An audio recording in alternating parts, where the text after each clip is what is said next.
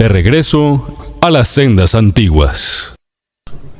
Shalom para todos, sean ustedes bienvenidos nuevamente a su canal de regreso a las sendas antiguas. Hoy vamos a abordar un tema muy delicado, como es el tema de la idolatría.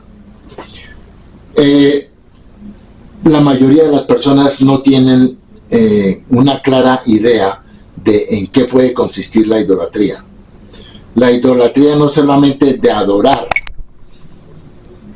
algo, sino de darle importancia, de dedicarle tiempo, de considerar a ese objeto como algo divino. Todas son formas diferentes de idolatría. Vamos a enfocarnos primeramente en cuanto a lo que nos dice la Biblia hebrea. En Éxodo capítulo 20, versículos 2 y 3, dice Dios: yo soy el Señor tu Dios, que te saqué de la tierra de Egipto, de la casa de servidumbre. No tendrás dioses ajenos delante de mí. No es que los dioses existan, existen en la imaginación de la gente. Pero muchas personas en la antigüedad y aún hoy en día toman objetos o toman creencias y los convierten en dioses. Dice: no te harás imagen ni ninguna semejanza de cosa alguna que esté arriba en el cielo, ni abajo en la tierra, ni en las aguas debajo de la tierra. Aquí está el mandamiento de que no debemos hacernos ningún tipo de imágenes. No imágenes talladas ni en piedra ni en madera. Imágenes de nada de lo que ha sido creado. Bien, en el judaísmo esta es una prohibición bastante fuerte, y se nos insta a que debemos dar nuestras vidas antes de cometer idolatría. Hay tres pecados sobre los cuales un judío debe primero optar por ofrecer su vida a cambio de transgredir estos tres mandamientos, que son no cometer inmoralidad sexual, no asesinar y no cometer idolatría. Bien, hay varios tipos de idolatría, hay muchas formas de cometer idolatría, pero vamos a cubrir brevemente solamente tres. Unas tienen que ver con las imágenes talladas en madera o en piedra. Ya sabemos que dentro de los 10 mandamientos que fueron dados en el Sinaí está la prohibición de hacer imágenes, ya sean imágenes talladas en madera o en piedra. El segunda categoría también de idolatría es creer en un ser humano como un Dios o como un Salvador, o que tiene prerrogativas de perdonar pecados. En el caso de la cristiandad, el tema de Jesús. El tema de Jesús, a la luz de la Biblia hebrea, es un tema que implica idolatría. Existe también la opción de creer que Dios tiene un adversario o un enemigo o un contrincante, como puede ser. Muchas personas piensan que Satanás es enemigo de Dios y enemigo del ser humano. No, ya se ha explicado que Satanás es un siervo de Dios, está al servicio de Dios. Dios no tiene nadie que le pueda contrarrestar en su poderío, en su magnificencia, en todo lo que tiene que ver con su esencia. Así que son tres formas de idolatría. Vamos primero que todo a afirmar el tema de las imágenes talladas. El tema de las imágenes talladas lo encontramos en dos partes en la Biblia hebrea. En la primera parte, el fundamento del mandamiento lo encontramos en Deuteronomio capítulo 4, versículos 9 al 20, donde Moisés le está hablando al pueblo y le está diciendo: el día que estuviste delante de Dios en Sinaí, cuando Dios me dijo: júntame al pueblo para que yo les haga oír mis palabras, las cuales aprenderán para temerme todos los días que vivieren sobre la tierra, y las enseñarán a sus hijos. Dice, y habló Dios con vosotros de en medio del fuego. Luego dice, oísteis la voz de sus palabras, mas a excepción de oír la voz, ninguna figura visteis. O sea, nunca Israel, cuando estaba en el monte Sinaí, nunca vieron ninguna imagen de Dios. Entonces, ¿por qué hacer imágenes? Por eso es que Dios prohíbe hacer imágenes. Se escuchó la voz de Dios hablando con Moisés, pero no se vio ninguna figura. Y eso es lo que está diciendo aquí en Deuteronomio capítulo 4. Dice, guardad pues vuestras almas, pues ninguna figura visteis. Guardad vuestras almas, porque ninguna figura visteis. O sea, no debemos considerar ninguna figura. Para que no os corrompáis y hagáis para vosotros escultura, imagen de figura alguna, ya sea de varón o hembra. Más claro que esto no puede estar. Aquí está la prohibición de hacer imágenes, de hacer esculturas, de hacer figuras de hombre o de mujer. No se puede. Tampoco no se pueden hacer figuras de ningún animal que vaya arrastrando por la tierra, figura de pez alguno que haya en el agua debajo de la tierra, y tampoco figuras de lo que está en el cielo, que ustedes viendo el sol y la luna y las estrellas y todo el ejército del cielo no sean incitados y se inclinen a ellos y les sirvan, porque Dios los ha concedido a todos los pueblos debajo de todos los cielos. Entonces, ahí está el fundamento de la prohibición de cometer idolatría. Vamos a ir al Salmo 115. En el Salmo 115 está hablando David. El Salmo 115, versículo 4, David está refiriéndose a Dios y le está diciendo, ¿por qué han de decir las naciones, ¿dónde está ahora tu Dios? El versículo 4 del Salmo 115 dice, los ídolos de ellos son plata y oro, o sea, de las naciones, obra de la mano del hombre, tienen boca, mas no hablan, tienen ojos, mas no ven, orejas tienen, mas no oyen, tienen narices, mas no huelen, manos tienen, mas no palpan, tienen pies, mas no andan, no hablan con su garganta, semejantes a ellos son los que los hacen, y cualquiera que confía en ellos. Fuerte. Esto es muy fuerte. Y en la explicación dice, el salmista se burla sarcásticamente describiendo a los ídolos que no ven ni oyen. Contrariamente a nuestro Dios, están cubiertos de oro y plata, tienen boca y no pueden hablar. Los artesanos pueden darle a la estatua la forma de una boca, mas no el don de la palabra. Lo mismo sucede con los ojos. Pueden darle forma, pero no les pueden dar la vista. La nariz, las manos y los pies les sirven únicamente de adorno. Ni se pueden mover, ni pueden oler. Sus fabricantes tienen que alzarlos para llevarlos de un lugar a otro. Su garganta no puede emitir sonido articulado alguno. Están muertos.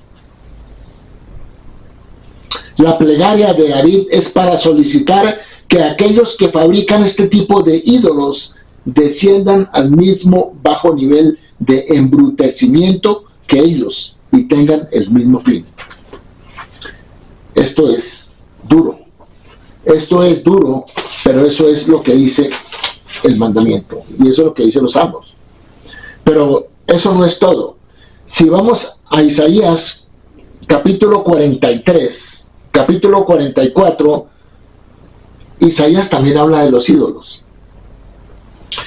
Dice Isaías, ahora pues, oye, Jacob, siervo mío, y tú, Israel, a quien yo escogí. Aquí Dios se está refiriendo a Israel como el siervo.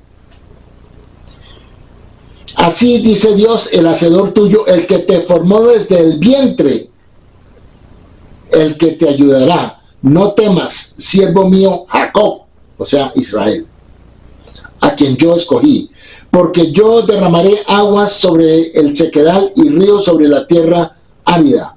Mi espíritu derramaré sobre tu generación y mi bendición sobre tus renuevos.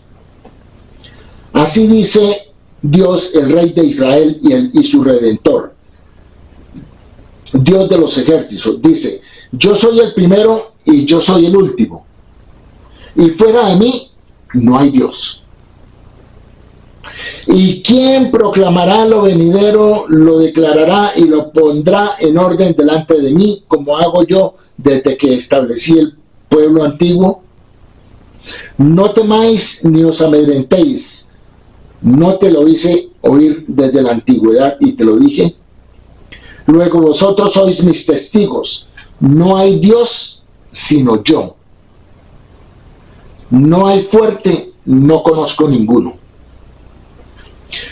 Luego, Isaías 44, versículo 9, habla de la insensatez de la idolatría y dice: los formadores de imágenes de talla, todos ellos son vanidad, y lo más precioso de ellos para nada es útil, y ellos mismos son testigos para su confusión, de que los ídolos no ven ni entienden. ¿Quién formó un dios o quién fundó una imagen que para nada es de provecho? He aquí que todos los suyos serán avergonzados, porque los artífices mismos son hombres. Todos ellos se juntarán, se presentarán, se asombrarán y serán avergonzados a una. Y luego va a describir cómo el tallador hace al ídolo. Así que eso lo tenemos en Isaías capítulo 44, versículo 9 en adelante. Y en Isaías 43:11 dice: fuera de mí no hay Dios. Fuera de mí no hay quien salve. No hay quien salve. Si esto está en la Biblia hebrea, ¿por qué se cree que hay un hombre que pueda salvar o que pueda perdonar pecados? No hay razón para ni siquiera concebir ese tipo de pensamiento, porque la escritura es muy clara y ya lo hemos visto acá tanto en los Salmos como en Isaías capítulo 43 y capítulo 44. Así que en el judaísmo identificamos la devoción del cristianismo a una persona, una devoción a una persona, como idolatría. Porque la devoción solamente debe ser para Dios, para el Creador, no para ningún ser humano, que ya se nos habría dicho, ya se nos ha dicho en Deuteronomio que no debemos hacer imágenes, ni esculturas, ni devoción a ningún ser humano, ni hombre, ni mujer, ni bestia, ni animal, ni ave, ni pez. Entonces, ¿por qué? Luego, esta afirmación es dura para los oídos cristianos. Los cristianos se consideran monoteístas. ¿Qué es monoteísta? Creer en un solo Dios.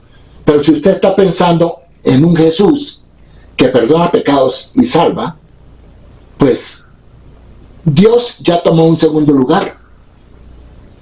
Entonces usted está reemplazando a Dios por un ser humano. Es así de sencillo. Entonces, una de las respuestas en la cristiandad, catolicismo o cristianismo, es que yo no adoro ninguna imagen, pero si las tienen, ¿para qué las tienen? ¿Cuál es el objetivo de tener una escultura o una imagen? Es porque usted les debe dar algún nivel de importancia.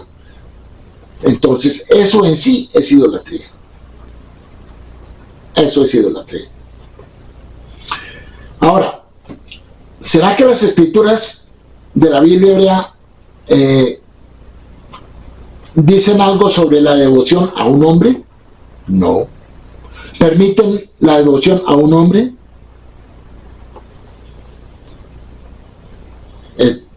esto es lo más grave. Porque ninguno de estos pasajes fue escrito con el propósito explícito de definir la ley de la idolatría. No hay una ley, pero sí hay muchas partes donde nos dice qué es lo que no debemos hacer. Entonces, tenemos muy claro qué es lo que no debemos hacer. Entonces, ahí es donde tenemos que quedarnos. Porque es muy fácil entrar en un contexto de idolatría y quedarse ahí. Bueno,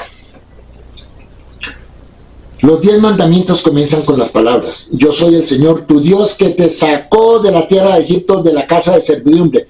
No tendrás otros dioses delante de mí. Muy claro, muy claro. ¿Y qué es una imagen? Pues es un Dios. Porque para que usted tenga una imagen es porque le da importancia a la imagen, o si no, no la tendría.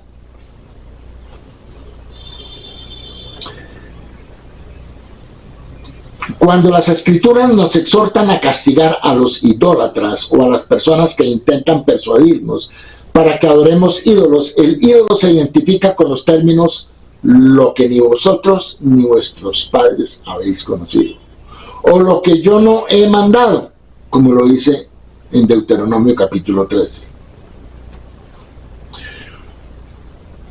Bien.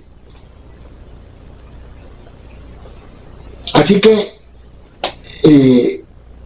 en términos de imágenes, como ya hemos visto, eso es idolatría completa, 100% idolatría. El tener un ser humano con un aspecto de divinidad, eso es idolatría, porque Dios dice que no hay otro Dios sino Él. Y Dios dice en otra parte que Él no comparte su gloria con nadie.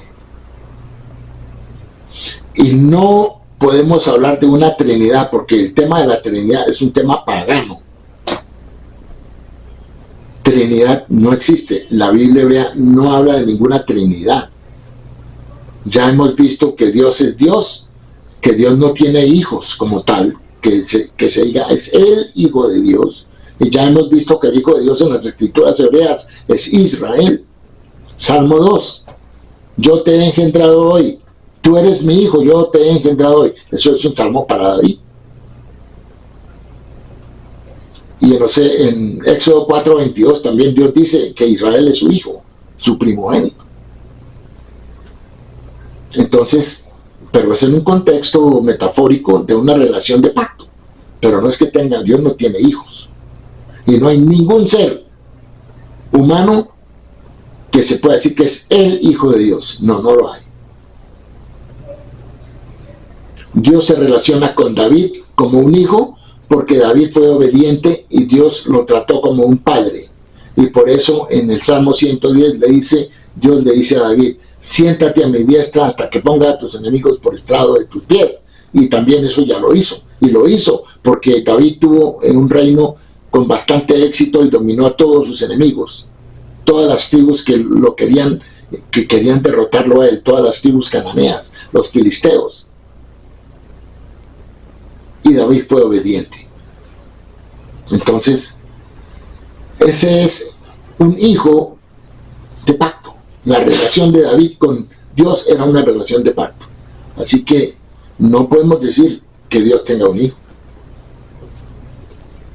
Y tampoco podemos decir que el Espíritu Santo, lo que se llama el Ruach HaKodesh, el Espíritu de Dios, el Espíritu de santidad, no es ningún ente, no es una entidad independiente, no es un ser. El Espíritu de santidad es la voluntad que obra para que este mundo siga todos los días con vida, para que sigamos subsistiendo. El Espíritu de santidad está controlando y vigilando y cuidando de su creación, pero no es ningún ente, no es ninguna persona. Bueno, así que estos versículos son muy directos. Ninguno de los versículos que se presentan para apoyar a la posición cristiana aborda directamente el tema de la identidad de aquel a quien debemos adorar. Y ninguno de ellos nos ordena adorar algo. O sea, los pasajes de las Escrituras presentados por los cristianos para justificar su teología se dividen en varias categorías. En la cristiandad dicen, es que hay versículos que parecen apuntar a una encarnación de Dios. En otras palabras, Dios parece aparecer como un ángel o como un hombre en las Escrituras. Hay seres humanos que pueden tener algo que ver con el nombre de Dios, pero no quieren decir que sean divinos. Hay lugares que se mencionan con el nombre de Dios, como Jerusalén, Dios y justicia. Pero no quiere decir que Jerusalén sea una ciudad divina o que haya que adorarla. Estos son, podemos decir, antropomorfismos. Son formas humanas y estos nombres implican una relación, un carácter de la persona más que un tipo de divinidad. Entonces, obviamente, también en el cristianismo, catolicismo dice que Dios parece aparecer como un ángel o como un hombre. En ninguna parte. En ninguna parte. Si se habla del ángel de Dios, el ángel del Eterno, es un ángel. Es un enviado. Todos los ángeles son enviados por Dios. También dicen, hay versículos que hablan de Dios en plural. Como dice en Bereshit, capítulo 1, versículo 26, hagamos al hombre de nuestra imagen y semejanza. Eso no tiene nada. No quiere decir que hayan varios dioses. Dios le está hablando a su creación. Dios creó la tierra y el hombre fue hecho del polvo de la tierra y del soplo que Dios le dio, que le dio la vida. Entonces Dios le habla a su creación y le dice, hagamos al hombre a nuestra imagen y semejanza, porque el hombre es parte de la tierra, es polvo. Eso no tiene ninguna complicación. Y hay versículos que hablan de Dios en términos antropomórficos, describiendo las acciones de Dios en terminología humana. Finalmente hay pasajes que atribuyen nombres divinos al Mesías, aparentemente indicando que el Mesías es más que un mero ser humano. Esto dicen.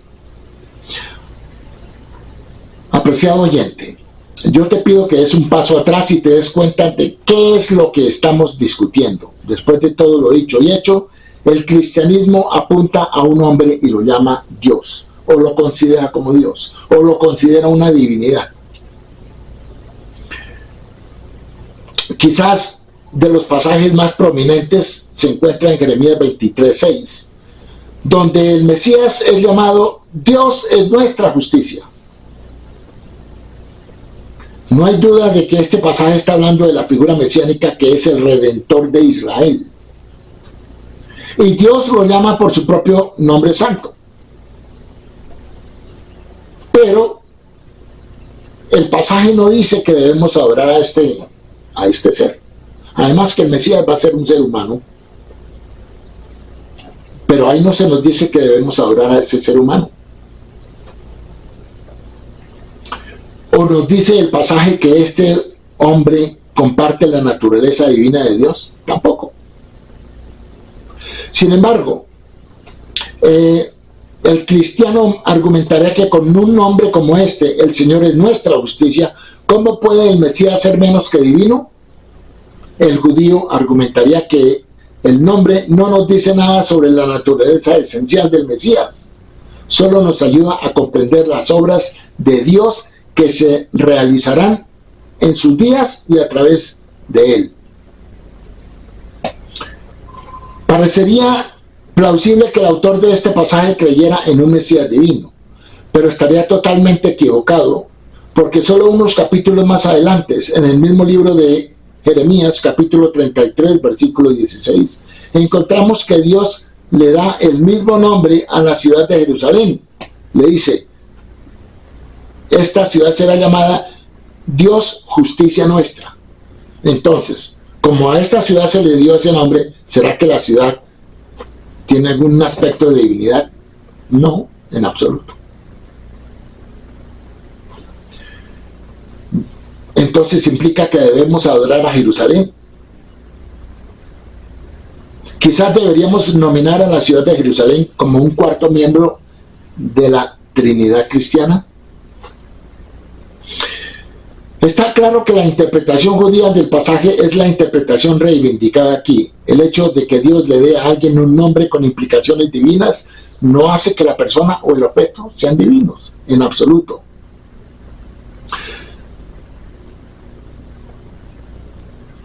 Tal como hemos aprendido en Jeremías 33:16 y en Ezequiel 48:35, también le da a Jerusalén un nombre divino.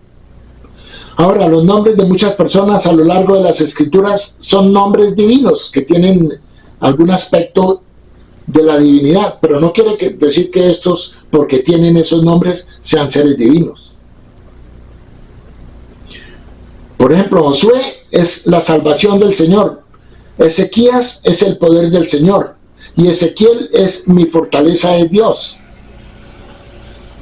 Pero nunca se entendió que estos nombres implicaran la divinidad de estas personas. Solamente reflejan las obras que Dios manifestó a través de estas personas o las obras que se esperaba que se manifestaran a través de estas personas. Pero estas personas siguen siendo seres humanos y no se les debe adorar. Lo mismo aplicaría al pasaje de Isaías 9:5, donde se designa al joven Ezequías con una lista de nombres: admirable, consejero, Dios fuerte, etc. Estos nombres aplican a lo que Dios hizo a través de Ezequías, y tenga en cuenta que Ezequías fue el rey más justo que tuvo Israel, que tuvo Judá. Y fue a través de Ezequías, recordemos que Dios le alargó su vida por 15 años. Y recordemos que Ezequías también, donde Dios lo protegió hasta tal punto que exterminó a 185,000 soldados asirios que querían tomarse Jerusalén. Entonces, a través de este rey, Dios expresó muchos de estos conceptos que están en Isaías 9:5.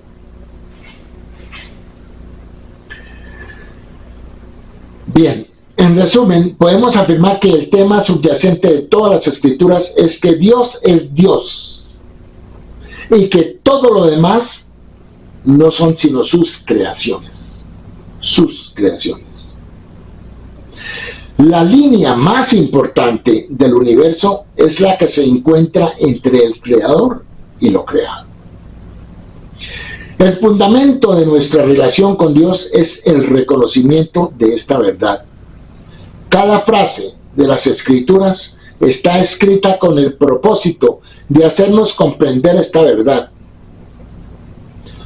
Al atribuir divinidad a un ser creado, el cristianismo y el catolicismo han negado la distinción esencial entre lo creado y el creador. Al volver la adoración de los hombres hacia un ser creado o un ser humano, la cristiandad ha comprometido el significado de la sumisión absoluta del hombre hacia el creador de todo. Al hacerlo, la cristiandad se ha posicionado en contra de Dios y de su santa palabra. Porque es que ahí es donde está la gravedad del asunto. Que al hacer esas cosas están yendo en contra de Dios, en contra de lo que Dios dejó escrito como un mandamiento, como una orden, que es muy clara, muy específica, que no deja lugar a dudas. Así que dentro del judaísmo identificamos la devoción de la cristiandad a cierta persona como idolatría. Es así de sencillo y es así de grave. una situación sumamente grave. De manera que no me quiero extender más en el asunto, quise ser específico y solamente tengan en cuenta que idolatría no es solamente adorar un ídolo, sino idolatría es todo tipo de devoción o atención que usted le dedique a alguna actividad, a una estatua, a un concepto no bíblico. Porque después de todo, ¿por qué vamos a hacer algo que Dios nos dijo que no hiciéramos? ¿O por qué tienen que hacerlo? ¿Por qué tienen que ir en contra de lo que Dios dijo? Porque está claro que de los 10 mandamientos la prohibición de la idolatría está ahí. No hacerse imágenes, no tener ningún tipo de devoción hacia ninguna imagen, ni hacia nada de lo que ha sido creado por Dios. Solamente es a Dios a quien se le debe adorar y honrar, y a nadie más, porque fuera de Dios todo lo demás ha sido su creación, es lo creado. De manera que yo me quedo por acá. Deseo que ustedes puedan ir y ahondar en este asunto y mirar y ver cuál es su relación, cuál es su situación personal, con base en lo que se les ha mostrado acá de la escritura hebrea. ¿En qué posición se encuentra usted? Y tenga en cuenta una cosa, que usted puede estar hoy en día, su salvación personal puede estar en peligro. Entonces es muy importante que usted recapacite. No es más por ahora, les agradezco mucho sus comentarios y los insto para que estudien y ahonden en estos conceptos. Muchas gracias. Shalom.